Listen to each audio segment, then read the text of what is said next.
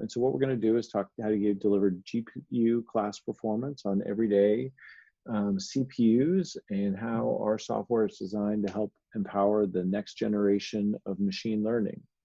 So as I said, I'm Brian House, Chief Commercial Officer, joined by my colleague, Gaurav Rao, who's Head of Product. So we're going to talk a little bit about our software and then show you a demo so you'll get to see live software in action. And you're welcome to ask questions at any point along the way. So let's get started. So, just a little bit about the company. We're 23 people, including 17 engineers. Our company was formed out of MIT. It was formed by two individuals there, Professor Nir Shavit, who his background's in multi-core programming, and he wrote the textbook on multi-core programming, and one of his longtime students, Alex Matveev, and their background is in high-performance computing, in the sort of insights that found the foundation of the company, which we'll talk about in a second, came out of work they were doing in computational neurobiology, running segmentation models on brain tissue to map all the neural pathways in there. So we've got a great team, very smart people. We've got great investors. We've raised $20 million in capital to date, and we've, really have a team, world-class team built of individuals from some of the leading organizations around the world, helping to build a high-performance computing solution for deep learning. So when we talk about this idea of no hardware AI, what we're talking about is an AI software runtime that we've built that can run on everyday CPUs and is really designed to address three primary challenges that we see in the market. And these challenges are frankly constraints imposed by GPUs when utilizing them to run deep learning models. But we typically have accepted these constraints because historically running on a CPU has just been too slow. And so our mission is to go change that. So the constraints that we see is hardware accelerators, GPUs, TPUs, IPUs, all the rest are very expensive. They're expensive to purchase, they're expensive to rent in a hyperscale cloud, they're expensive to operate and maintain if you need to build a new data center. And so obviously there's tremendous cost savings, and we'll see that later. Interestingly, they introduce all sorts of complexity into software development pipelines and deployment pipelines. So for DevOps teams and as well as developers, suddenly now everything needs to be hardware aware from a software development. And what we hear from organizations a great deal is that you need to rewrite lots of existing processes. We had a conversation today as they wanted to use a container-based scale-out model and didn't want to have to rewrite all that in GPUs. That's heavy engineering work they didn't want to do. And then lastly, GPUs are memory limited, and this is where that work in connectomics and computational neurobiology, we saw that head on. We were working on an application data was coming off an electron microscope at 1 terabyte an hour. You need a lot of GPUs to process that information, and Nir and Alex didn't have a lot of GPUs. And so this is what prompted them to step back and say, is there a different way to address this computational workload? And solve for the memory limitations. So that way we're not spending time doing data engineering, shrinking information to fit it into a limited resource, but we're actually using bigger models, bigger data, using more memory to ask different and bigger questions. And so these are the three problems our software addresses. And through that, what we do is we deliver GPU class performance without requiring GPUs, just on everyday commodity CPUs. Because it's a pure software solution, it fits in your modern containerized infrastructure, easy scale out, and fits frictionlessly into your CI/CD pipelines. And because we don't have the memory limitations, CPUs have almost an order of magnitude more memory than a GPU, give you bigger inputs and multiple models in a shared pipeline today. And as we move to a training solution, you'll actually be able to build bigger models as well, all of which leads to better predictions. So the question we often get here is, that sounds really interesting. How does it work? So let me tell you how. So there's two primary insights that we saw and Nir and Alex's research that sort of form the foundation of neural magic. So the first is this idea of sparse acceleration.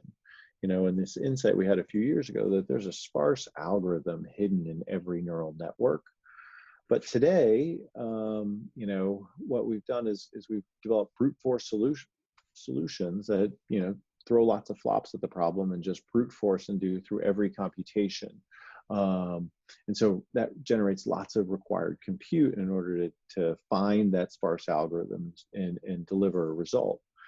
But it turns out, and we've seen this in subsequent research, is you can reduce the amount of computation required via pruning and quantization. And then what's unique about neural magic is then we have developed algorithms that accelerate that sparse computation. So we benefit from sparsity and we get much better acceleration by reducing the compute required, and we run that much faster. So we get two benefits from this. One is we reduce the flop imbalance between a CPU and a GPU. And then two, we get acceleration through the process of pruning. And we're in the process, and right now we're actually building quantization. So we'll release that later this year. So sparse and quantized models will run fast in our engine based on the algorithms we've developed. And we'll talk a little bit about Recal and Recal Perf. You can dramatically reduce the amount of computation required and still retain accuracy. So we'll talk a little bit about that. So that's the first sort of foundation of our technology. And the second is this idea of memory acceleration. So one thing we've seen in deep learning is compute alone is not enough. Models are both compute bound and memory bound. And so just simply adding flops doesn't linearly scale to additional performance. And we see that from successive generations of accelerators, because there's components of the model depending on within each model that are memory bound as well. And so the second insight we had was we can build algorithms that accelerate the memory bound components of the model. So now we've reduced the amount of computation and sparse acceleration and get performance from that. And then combine it with the acceleration of the memory bound components of the model, doing so by utilizing large CPU caches and minimizing data movement. And that combination of the acceleration on both sides is how we deliver this GPU class performance. So it's exciting stuff, and you know, all of our technology is built with sort of these two foundational pillars. So where can you use neural magic for inference today? So as I mentioned, our first product, our 1.0, is an inference product. It's designed to be utilized for computer vision. We're focused on classification and detection. You know, as you saw, we're a small startup, so we have a narrow focus. We're always interested in talking about new areas, if you're things like NLP or segmentation, but today we're focused in these areas. And our value proposition is around lower costs. So whether you're running in the cloud or in your data center, you can just utilize lower cost CPUs and save money that way. As well as instances where deploying a GPU or another type of accelerator isn't feasible or relevant, whether it be in a retail establishment, on a manufacturing line, at the edge, in some sort of a remote location. These are all examples where being able to run on CPU infrastructure is very attractive because that's already in place. You don't need to add new hardware to do that with all the costs and complexity that I mentioned before. So we'll talk a little bit about the models we run, but you can see a sampling of those, and you'll see more of that in our demo. So let's go down one click further and see what this means from a product component perspective for both data scientists and machine learning engineers. So we have three primary product components, and the first two are really targeted at data scientists. So the first thing we offer, and this is right within TensorFlow and PyTorch, right, in the environment and frameworks that a data scientist utilizes, is we offer what we call the Neural Magic Model Repo. So that sits beside your own private model repo, as well as things like the TensorFlow Zoo or PyTorch Zoo. This is a library of pre-trained, performance-optimized models that are ready to utilize with the Neural Magic engine to take advantage of the algorithms that I just discussed. And all you have to do is transfer learn with your data, and you're up and running and ready to go. So those are designed to get you started fast and deliver results. But as we know, and we talk to lots of customers, oftentimes you have your own models. There may be customizations of things like ResNet or MobileNet or different sort of open source models, or maybe you built from scratch. And so in that case, what we do is we move to our ML tooling, and we provide you capabilities and interface to prune models to take advantage of the sparse acceleration that I discussed, and then transfer learn them on your data, and prepare them to run in the Neural Magic engine. Now, you don't have to prune a model. You can run it in dense mode, so there's no requirement to prune it.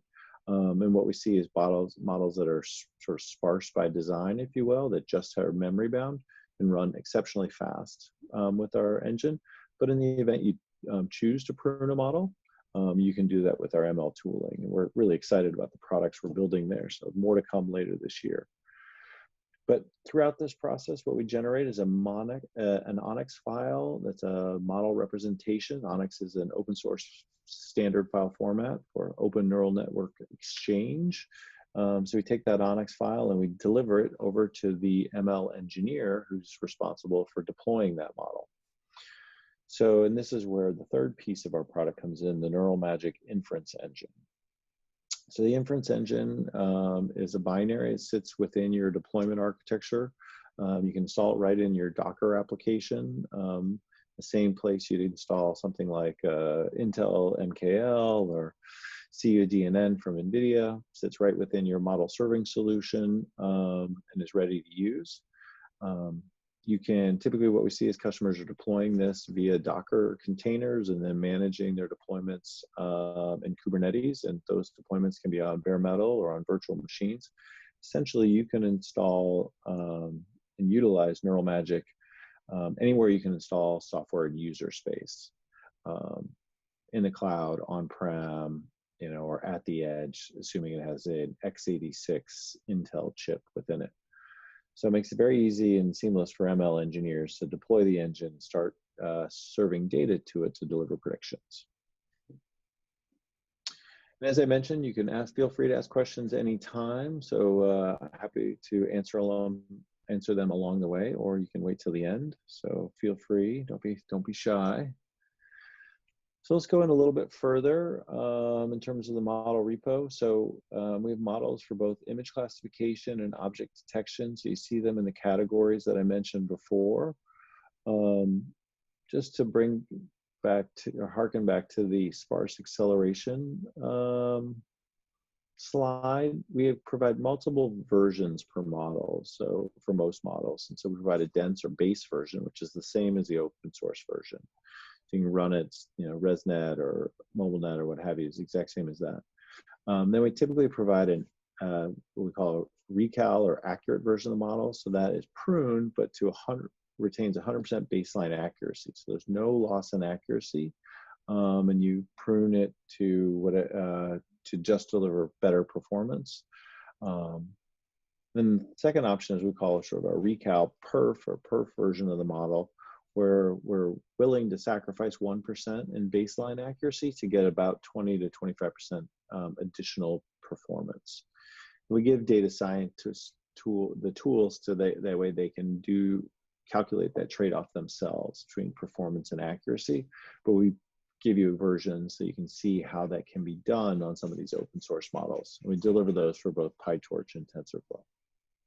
So the value here, the model repo, is to accelerate the process for deploying and get time to value, to generate predictions really, really quickly on your own data sets, and as well as provide sort of a guideline for when you start pruning your own models, how to do it and how to best achieve performance while recovering accuracy.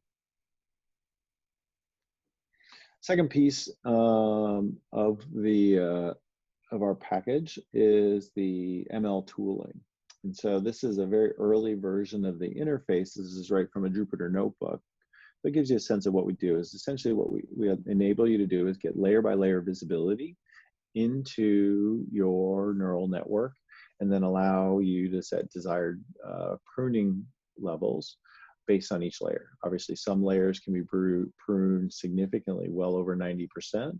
Other layers you don't want to prune at all because it has an impact on performance or on accuracy. So we gave you fine-grained controls, determine what your loss sensitivity is, and allow you to prune and see, do you recover accuracy, and do you get this benefit of performance without any meaningful change to the output of your model. And these are all hands-on controls.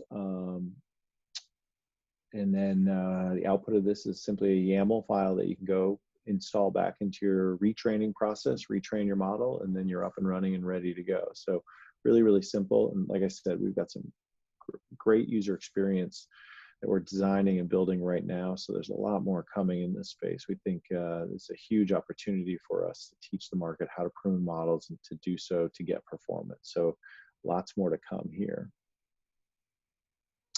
And then the last piece of the product is our Inference engine. So this is the software that actually runs and executes the model and delivers the predictions. So our requirement here is they run on Intel x86 CPUs, and we require both either the AVX2 or AVX512 instruction set. And so what happens on sort of invocation of the Inference engine is we take a few inputs, the model file, the CPU instruction set, the batch size, and the number of cores you want to run on. And we compile an executable, and then you can start feeding it data and it delivers results.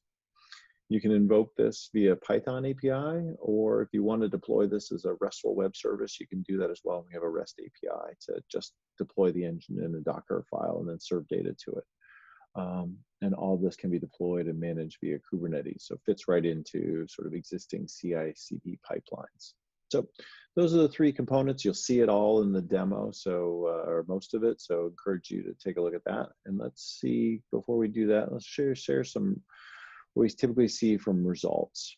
So, you know, as I mentioned, our value proposition is both cost reduction as well as GPU replacement in areas where it doesn't make sense to do a GPU. So let's look at a couple different models and see how this works. So the first model is MobileNet-V2. This is an SSD model for object detection. So look at batch size 1 running on a 4-core CPU, just a C5 2X large. Compared to a T4 GPU, what you see is we're delivering 1.6x better performance as measured in images per second. But really interestingly is we also deliver almost 80% reduction in cost per inference. And this is really the delivering on that, you know, that cost saving value proposition. And so this is just using, on the Neural Magic side, base model, no pruning to the MobileNet-V2 SSD, running out as is from our model repo. Just great performance and tremendous cost savings measured in a cost per inference basis. So if you're thinking about how to scale out models in production, how do you drive costs down, this becomes a really strong solution.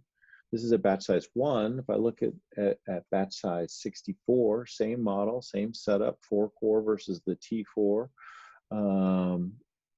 This is 1.9x performance comparison in terms of images per second, with an 81% reduction in cost per inference. So really, really powerful numbers there on a MobileNet. Again, no pruning.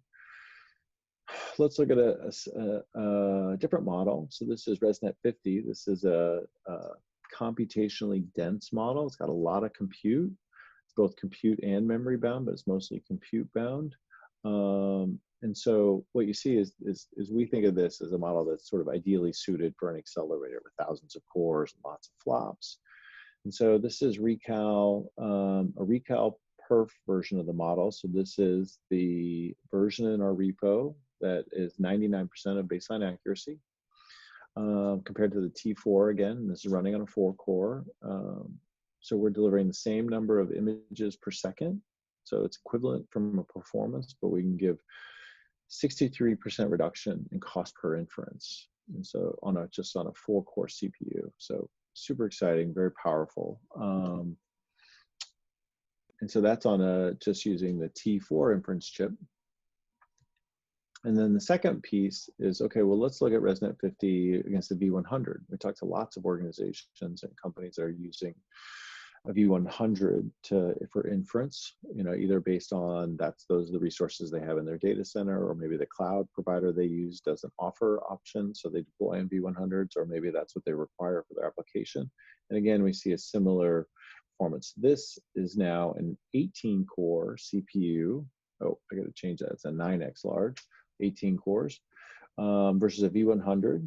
Running in AWS. And so we see almost equivalent performance. We do about 90% of the V100 at batch size 1 on an 18 core, but we do it at 32% lower cost per inference. So again, this is a pruned version of the model, doing great performance and delivering on the cost savings value proposition that we discussed.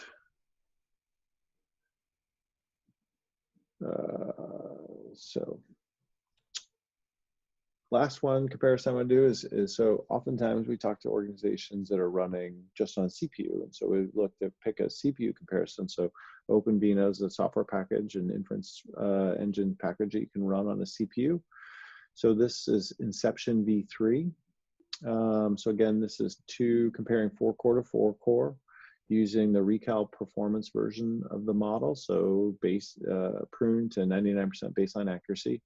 And what you see at batch size 1 is we do 2x better performance in terms of images per second, with an almost 40% reduction in cost per inference, and that's at batch size 1. And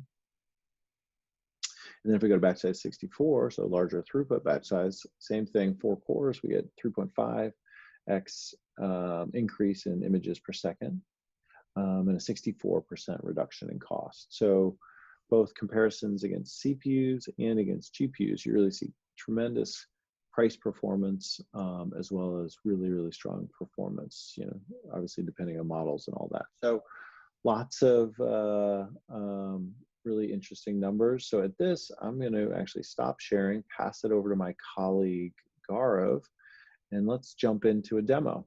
Gaurav, take it away. Yeah, and just before we do that, I know there were 2 questions in the chat that I thought I would bring up. So maybe the first one, Brian, I'll let you answer, and then I can relay the answer to the second one. But the first one was, does it have to be an Intel CPU that Neural Magic runs on? Great, thanks, Gaurav. I appreciate it. So, it doesn't have to be an Intel CPU. That's what our primary support mechanism and where focus is. But we have done some tests on AMD, and it performs very well on that. The most important thing is the AVX2 instruction sets. However, we don't support CPU. We have seen some CPUs with AVX instructions that are designed for embedded systems, specifically ARM, and we don't support those. But we have seen some very positive and encouraging results on AMD as well, but our primary support is Intel.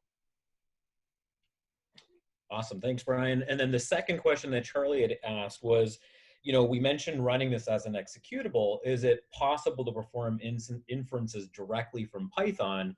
And the general answer to the group is absolutely. So think of the Python API that Brian mentioned earlier as a wrapper around our engine, in which you can invoke directly through either a command line interface or natively through your Python code.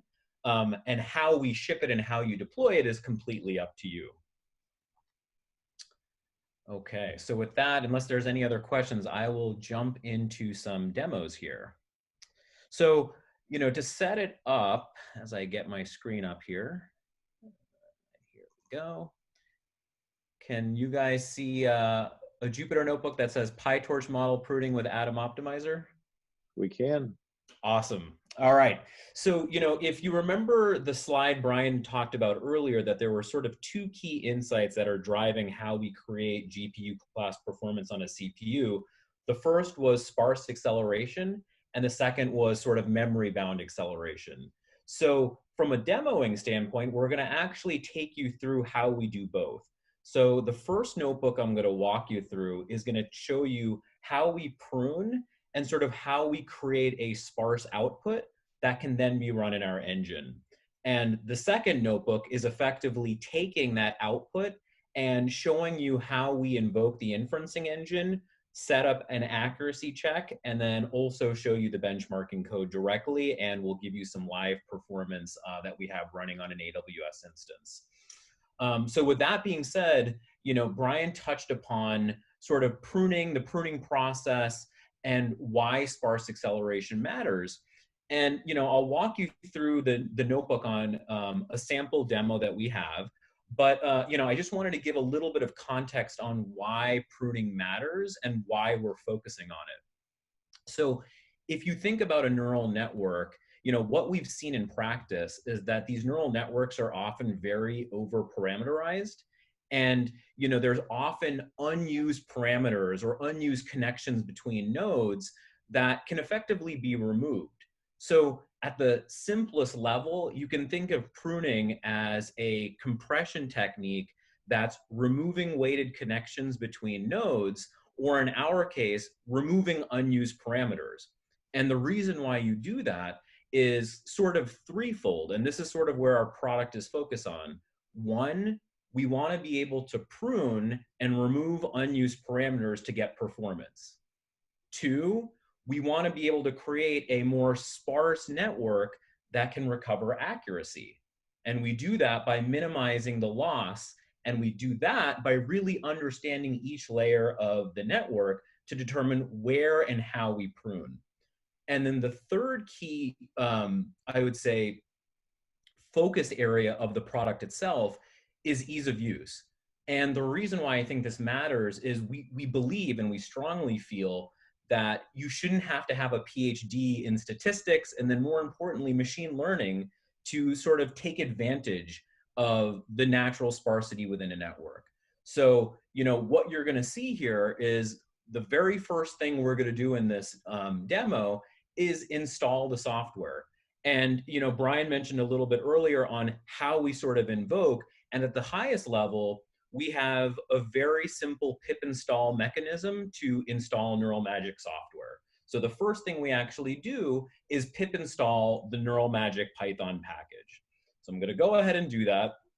And keep in mind, I'm actually running this on a MacBook Air right now. So some of this I'm going to walk through live, and then when we get to the retraining step, which I'll describe in a second, I'm not going to actually do that on my notebook right now, just for sake of time. So I've gone ahead and I've installed my package here. And the other thing I'll call out is for the ML tooling, Brian mentioned that this is in your framework of choice. Where you've trained and how you've trained matters, and whether that's in TensorFlow or PyTorch, we want to be consistent with our tooling. So for this example, I'm going to show you how we are pruning a very simple CNN that's been generated in PyTorch. And conversely, we have similar packaging for TensorFlow that you can install as part of the pip install that I just described. So once we've pip installed our ML tooling and we've determined that we're going to go forward with a PyTorch framework, the first thing you do is we're actually going to load the model, load the data, and load the validation data set. So for the demoing purposes, we've picked a 5-layer, very simple CNN, and we've created a simple MNIST data set that it was trained on and an MNIST data set that we've validated the model from.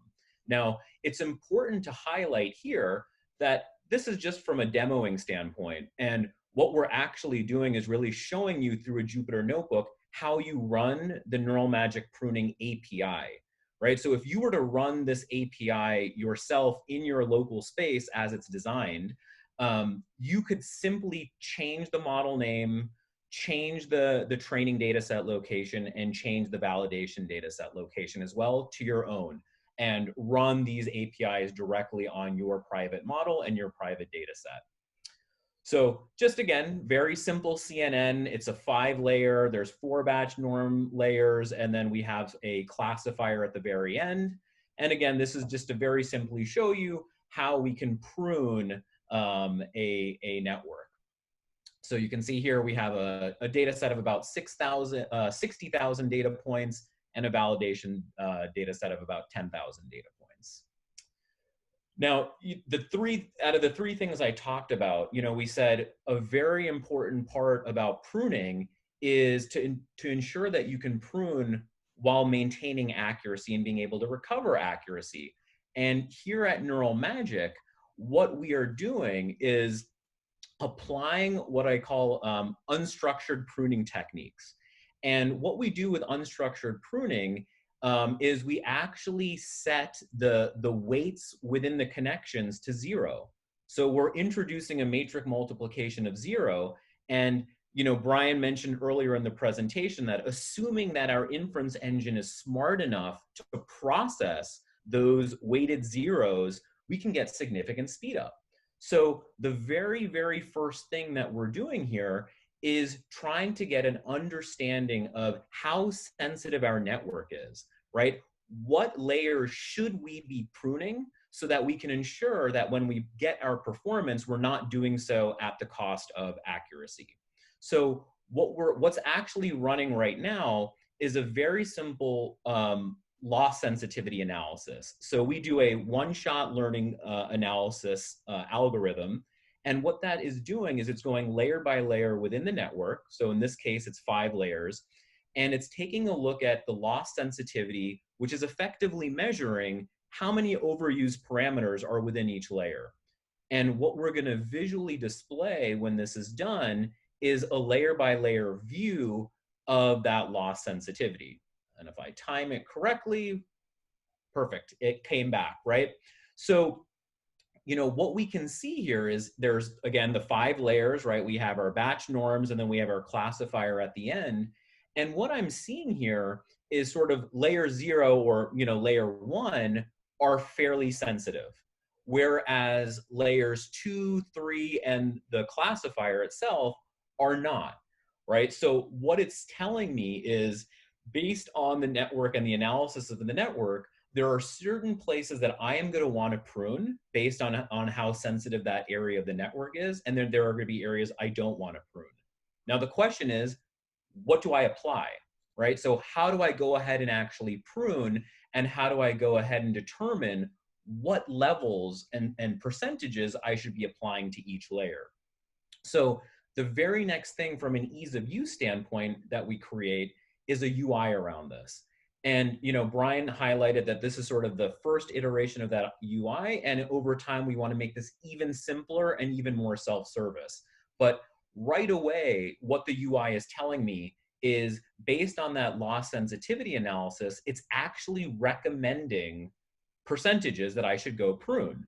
Or more specifically, it's recommending percentages that I should sparsify, right? Meaning, how many of these weighted connections in the model am I actually setting to 0? And if you remember from the sensitivity analysis, it said those first 2 layers were fairly sensitive.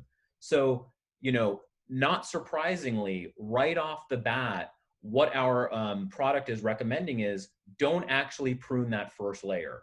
Due to the high sensitivity, we want to do a very, very, very minimal percentage in terms of sparsification. And in fact, we're setting it to 0.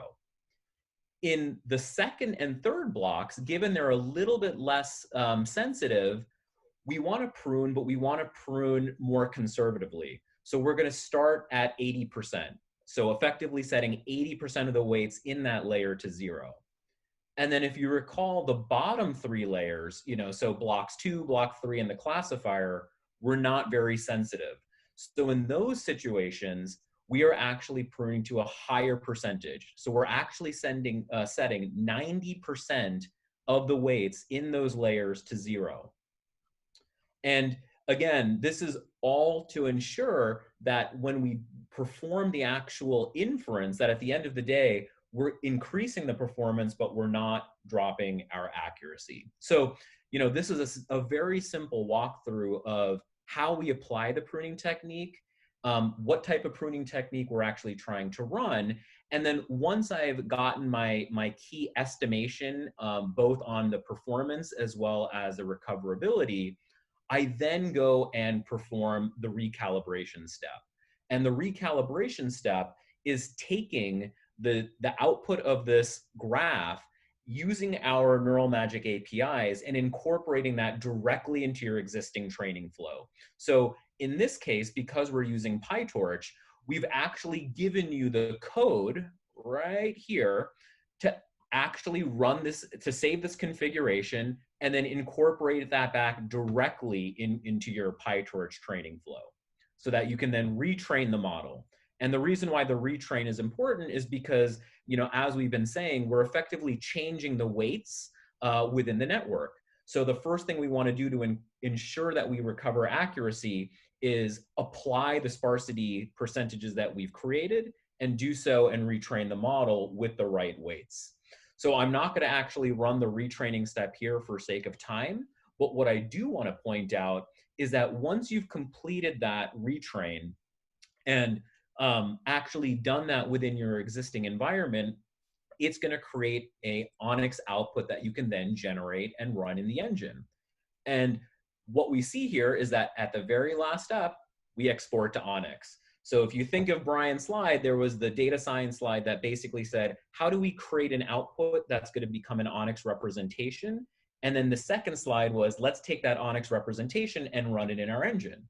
So that's actually what we're going to do in the next Jupyter Notebook here, is I now have a Onyx file and I want to be able to run an inference in the Neural Magic engine. I want to validate the output accuracy and prediction of the specific model I'm running, and I want to create a benchmark. I want to see performance.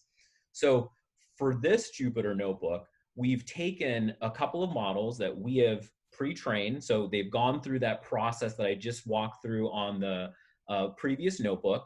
And we've done that with ImageNet. So we've pre-trained ImageNet models in the classification space.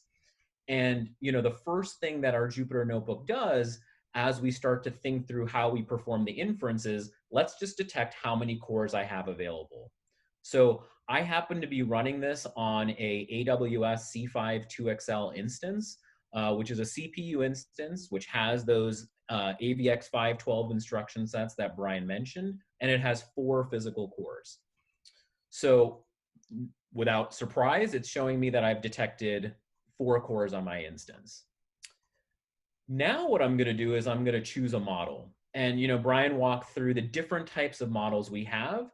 And just for continuity from the previous notebook, I'm going to pick a model that's been pruned. I'm going to pick a ResNet50 Recal Perf model, which means we went through that pruning process on the previous notebook with a ResNet50 classifier. We've pre-trained it from ImageNet, and we've pruned this model in a way to maximize performance, but do so within 1% of baseline accuracy. So we're going to go ahead and load that model. And you can see here, to load that model, it's very simple. And I think this was one of the questions I was asked earlier. How simply can I just run a Python command, right, that will run your engine? And you can kind of see that in action here, right? So we run a Neural Magic create model command. And the 3 inputs that I need are, I need the Onyx file, I need the batch size, and I need the number of cores to generate an inference. So I'm going to go ahead and run that cell. And again, it's found the file path for me. I happen to be running, again, a PyTorch model in this case, and it's my ResNet50, and it's been pre-trained and gone through the pruning process that we just went through before. Now, what we do in the next part of this notebook is we're actually going to run an inference, and we're going to infer a random set of images. And what we're going to do here is we're just generating some random images from ImageNet. And before I click it, for whatever reason, we seem to like snakes and spiders, which are 2 things I am not a fan of. So I don't ever know what's going to come up, but it always happens to be one of those 2. Yes, sure enough, there's some snakes, some lizards, and some spiders. So without fail, thank you, engineering. We're gonna start to classify and do some predictions, right? So we're gonna actually generate inferences to classify these images. And what we're gonna do is we're gonna return the classes. And you're gonna very quickly see how well the returned inference class matches to what the actual image is. So we're gonna go ahead and do that. And of course, this is based entirely on how well the data set was labeled. So in some cases, you'll see sometimes a little bit of a mismatch, but usually they're pretty good. So again, we've come back with a type of dog, type of lizard, type of spider, type of bird, a type of newt, and again, a type of spider. So, you know, on whole, what we're seeing is that the validity and the accuracy of the output generated from our inferencing engine is holding. Now, the last part of this Jupyter Notebook demo is going to actually walk through the code to benchmark, and then we're going to run some actual inferences live on my instance. So because it's a 4-core instance on AWS, I can choose through my notebook experience, do I want to run on 2 cores or 4 cores? I'm going to choose 4 cores.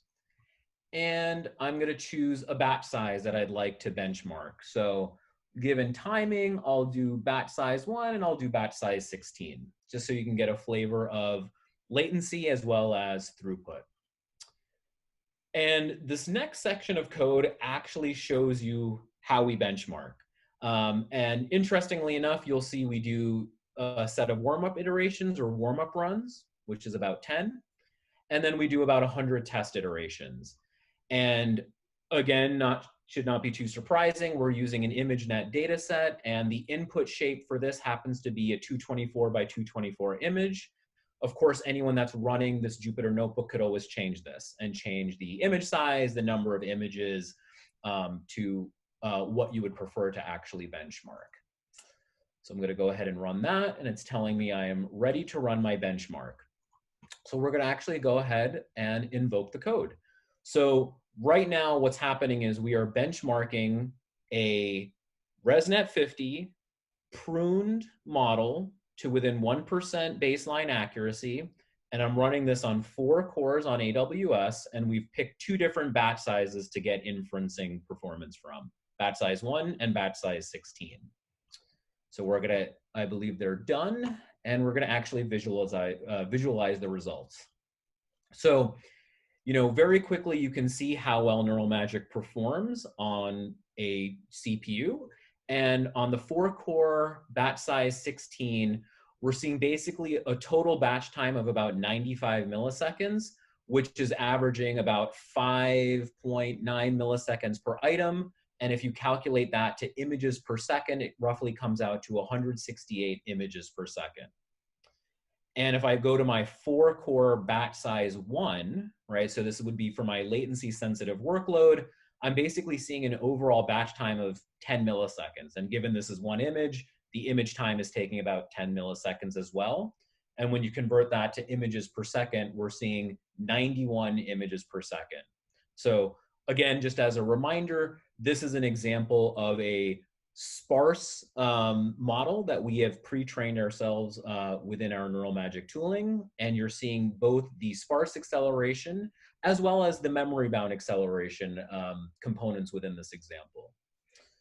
So with that, I think we've got about 15 minutes left. Hopefully this gave you a little bit of a flavor of the 2 key insights that we perform, and we'd love to help answer any questions you guys might have.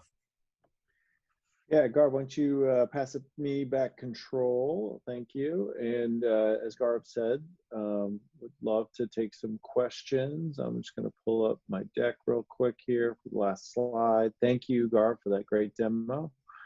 That was really detailed and love diving in to see that. So thank you for that. So what we've demonstrated and walked you through today is how to achieve deep learning performance and deliver it with all the flexibility of software. So you can take advantage of the abundant CPU resources you have, whether they be in your data center on-prem, or whether they be in your reserved instance fleet with the cloud, or whether they be workstations or edge devices that are deployed around your organization.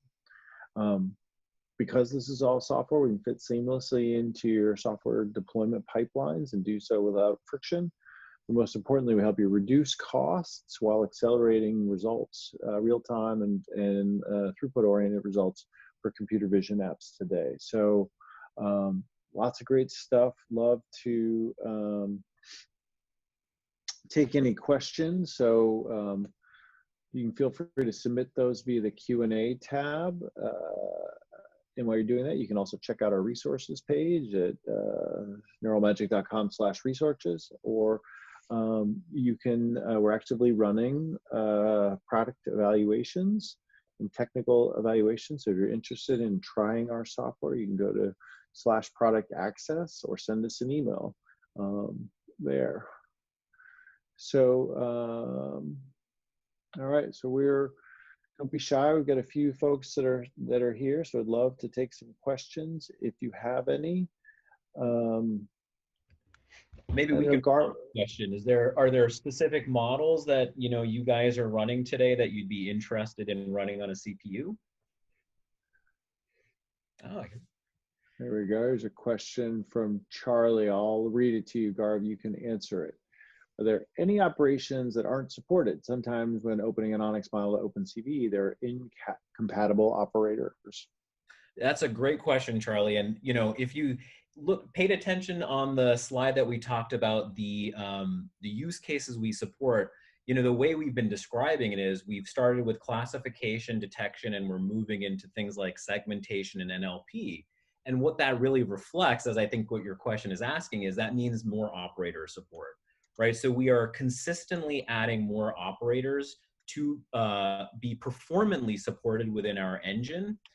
So what we always look for are, what are the key models that people are trying to run, and then determine sort of what those operators and what gaps might be from the engine that are preventing us from running that performantly. In general, we are able to support the Onyx opset, which has a large number of generically used operators within the Onyx framework.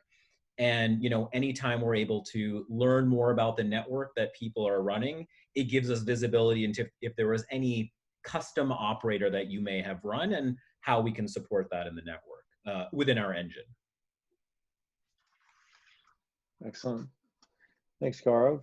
As Gaurav mentioned, love to hear about the types of models people run. So if you're running computer vision today, certainly just give us a shout out and let us know what kind of models that are interesting and relevant for the types of applications you're building.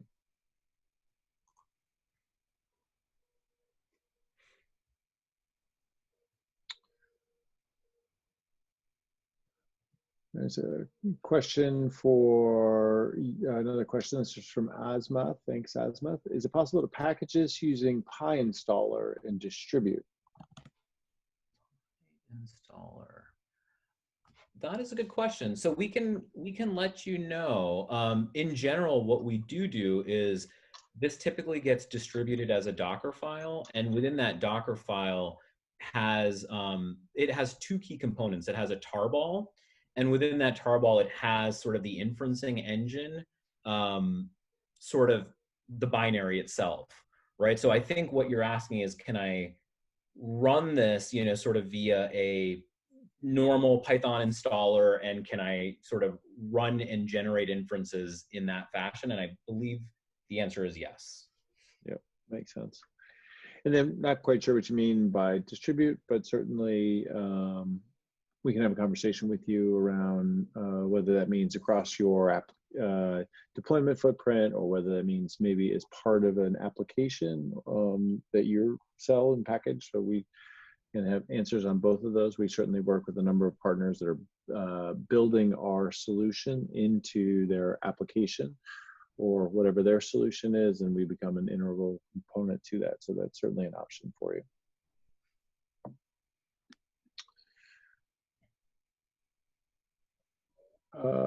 Okay, so this is Charlie says, hoping to run something similar to a segmentation model, actually a salience prediction model. So I'm gonna admit, Garv, that one's new for me, but so segmentation is interesting. So actually, we've just started working on segmentation. We see that as a natural outcropping of our work in computer vision with classification and detection. And so I don't know specifically about the salience prediction model. Love to have that conversation with you, but we are starting to add support for UNets. And so if it's in that vein, that's probably something that's we can support relatively quickly. But love to follow up with you, Charlie, and learn more a little bit about that. Anything you want to add, Gaurav? No, I think that's we would definitely be interested in learning more about that model, Charlie. Yep. Yep, and we see segmentation as a big opportunity for us. Excellent. Well, I think that's all the questions we have today, and we're approaching the top of the hour, so I want to be cognizant of time. So, Gaurav, thank you for the fantastic demo today. More than welcome. And I want to thank all of our attendees for spending some time with us. Appreciate it. I know you guys have busy schedules, so always happy when you can spend time with us as a group. Have a great rest of your day, and we look forward to speaking with you further. Thanks, everyone.